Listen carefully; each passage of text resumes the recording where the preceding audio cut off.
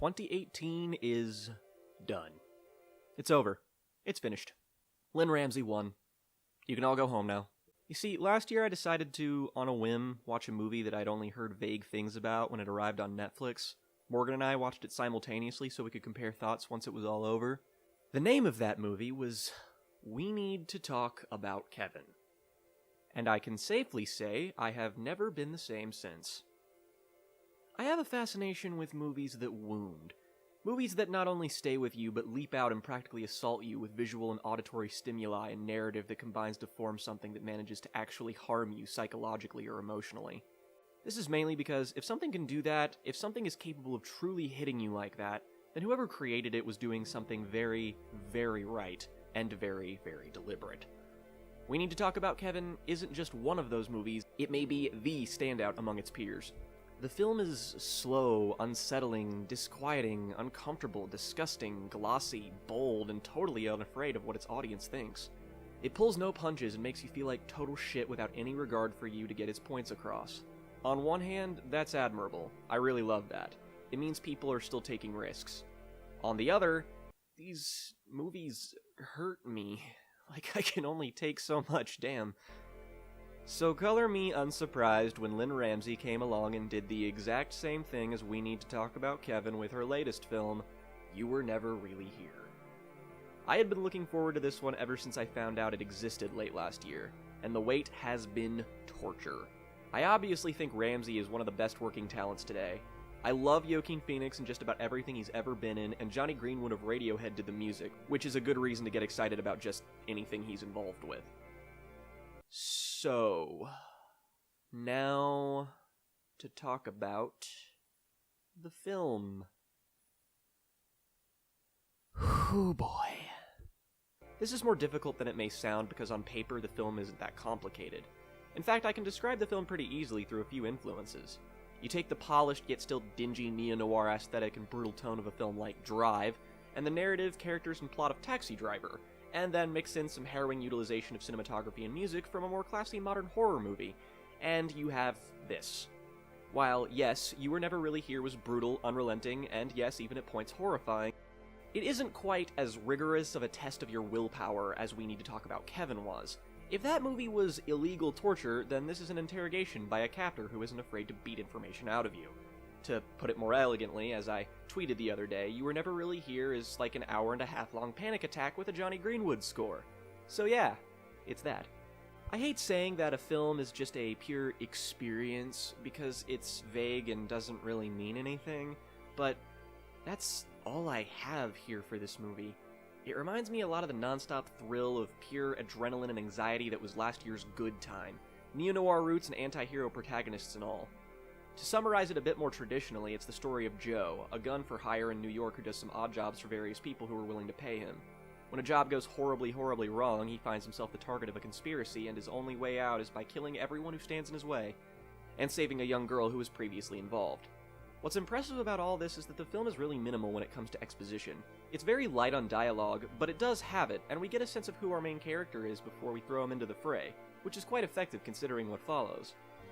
We see that not only is our main character an antisocial weirdo, but is probably bordering on being psychotic. Phoenix's performance paints this guy as someone with some serious issues. He has a past that truly haunts him and informs all of what he does and how he acts. And these parts are actually done without dialogue, and gradually reveal more and more about him as the film progresses through just a few clips and images. And eventually, it all just kinda clicks. The way it's all edited is frantic and inventive. Phoenix doesn't even feel like he's being contained by some of these shots. Sometimes, something will pass in front of the frame and he'll just disappear entirely, like he's operating outside the movie just as much as he is in it. I also have to applaud the way the film uses violence. It's brutal. But, like We Need to Talk About Kevin, it manages to make brutality feel way more real without even really showing it. The more violent moments in the film are always done in a way that obscures the act itself. The most gory and uncomfortable the film gets is a scene involving our main character in a tooth, and I'll just leave it at that. This technique works well because it serves to make us, the audience, feel just as disconnected from the violence as Joe is, and yet still manage to make me uncomfortable.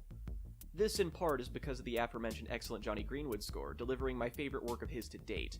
This soundtrack is harsh, it's bleak, it is unnerving, and it serves no other purpose than to surprise you in just how weird it sounds and when it's used to make you marvel at what you're seeing all the more. The more quiet moments in the film, especially one involving a lake, feel euphoric and cinematic because of how much attention to detail is in the camera work and lighting. When things are hectic, fast, and violent, the scenes where the movie slows down feel all the more pronounced, and allow you to really drink in when it's all more warranted. This movie also is absolutely gorgeous, but the film is almost exclusively made up of close-ups and medium shots, making you feel not only claustrophobic, but closer to Joe as he progresses through his bloody journey, like you're being brought along. It's not a slight against the movie, but there is nothing really that complex about You Were Never Really Here. It is what it is, to a T. And while that may underwhelm some, for me, this is an honest, pure genre piece with fantastic twist in its filmmaking and overall construction, and just excellent technical work all around. It elevates itself by becoming so unearthly satisfying. The movie will make you think, it will stay with you, but not in the same way as We Need to Talk About Kevin. That movie is just as much about the audience watching it as it was about the characters in it. But this movie, no, not quite. Because in this film's world, you can't do a whole lot of thinking about these characters. These broken, sad, damaged people. They aren't broken in a Hollywood way where they're sad or overtly depressed for one specific reason. No, they're broken in an almost mundane way. A way you could see when you walk outside and look at people, wondering who they are, where they came from, and where they're going. There's nothing to think about when you have a life of violence, loneliness, trauma, and repetition. What I drew from the film was that nobody truly belongs in that world of cinematic violence and grand stories. That's a fantasy, escapism. We simply aren't meant for it. And most importantly, we don't have to resign ourselves to such a world. It took me a while to truly absorb what I think Lynne Ramsay wanted to say with this film, because while simple, I knew that there was just no way the film didn't have anything to say about its own content. It comes mainly in the form of the ending, which I won't dare spoil, but acts as an anticlimax of sorts, but it sends a powerful message. A shockingly hopeful one coming from such a filmmaker who made a film that's about as bleak as they come. I said Joe is frequently shown to disappear from frame, like he wants to escape the film that he's in. His isolation and frantic energy suggest that he's deeply troubled inhabiting this world. You feel trapped with him, on this taut and precise roller coaster ride of beautifully executed whiplash. You almost want the film to end just so the anxiety will cease. Only when it ends are you reminded that, well, none of us were ever really there. Mainly because, like our protagonist and the girl he wants to save, we don't really belong there.